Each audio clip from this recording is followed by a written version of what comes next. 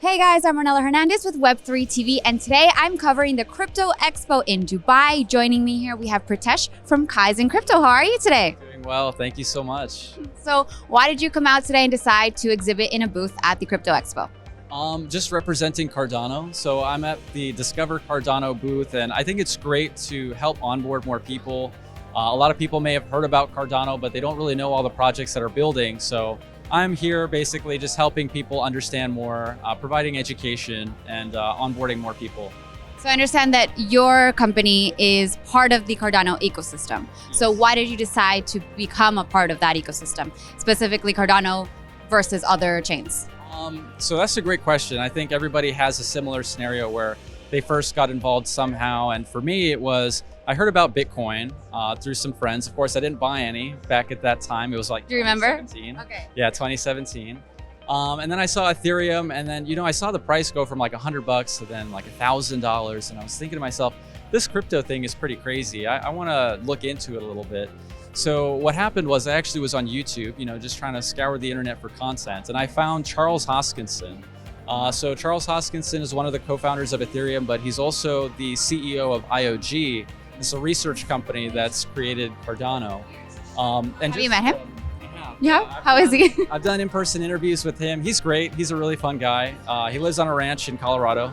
So I think he prefers to stay like remote, isolated, right? Yeah. yeah, which is understandable. I guess you can appreciate some peace and quiet after doing what he's been doing for how long he has. But I saw his whiteboard video, and he talked very well about the things that he was trying to solve with blockchain, and talking about some of the issues that existing previous chains like Ethereum had faced. So I was just really in love with the idea of creating a better world with blockchain and Web3.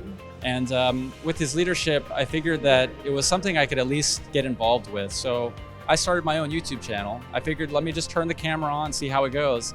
And then from here, I've been able to go on to create a 101 course, other projects like a game, a calendar application. So, Do you prefer asking the questions or being asked questions? a little bit of both, it just keeps it interesting.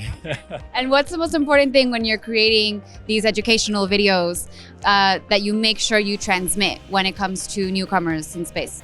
So a lot of newcomers coming in are overwhelmed with how technical it is to be involved with crypto. So I think the biggest thing for me is, trying to bring it down to a point where it's easy to understand, but not dumbing it down to the point where it's like so vanilla that nobody's really interested.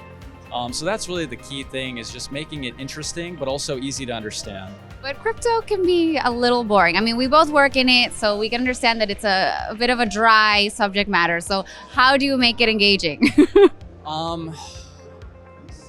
How do you make it engaging? I would say incentives. Incentives go a long way. Right now, there's a bear market. People are kind of discouraged by seeing their portfolio being cut in half. But then if you think about some of the other opportunities, there's a lot of ways to get involved, like NFTs, DeFi, and these are all yield opportunities. For people who want to put their money into a savings account, you would probably be lucky to earn 0.01% interest on your money. But then if you think about what crypto offers, there's a lot of opportunities to be able to make money. And especially being in places like this, you get to meet a lot of interesting people.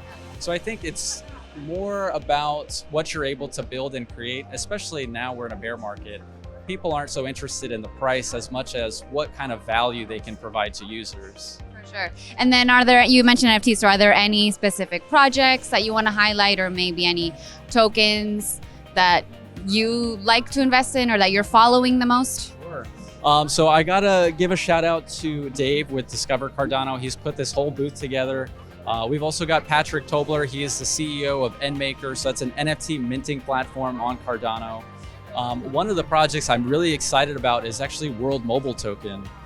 So just like how Cardano has staking ADA, World Mobile Token is going to offer staking World Mobile Tokens with their Earth nodes. And what they want to do— What does that mean, Earth nodes? is like it's basically a way to participate in the network. So like you have nodes that are providing consensus. Right. So that's what an Earth node is. Yep. But essentially, so Cardano wants to bank the unbanked. World Mobile wants to connect the unconnected. You say that Cardano wants to unbank the unbanked. Is that not the mission of crypto in general? So banking the unbanked is a big task. If we think about how many people don't have access to just basic finances or sending money back and forth, that's the idea. But being able to do that in an affordable way, if you think about Ethereum transaction fees or Bitcoin fees, it's pretty expensive to send money back and forth. So Cardano's mission, really, its aim is to make it accessible for everybody and affordable to send money. But then the other project that I was talking to you about is World Mobile. So what they want to do is help onboard people into the internet. Think about Africa, for example. So many rural places in Africa, they have smartphones, but they don't really have the best internet connection. So it's kind of hard to give these people crypto without being able to access the internet. So what World Mobile Token wants to solve is being able to onboard half of the world onto the internet and kind of leveling the playing field for everybody. All right, well, I'm going to check those out. Thank you so much for your time today, Pritesh. Thanks so much for having me. Enjoy the conference. Thank you.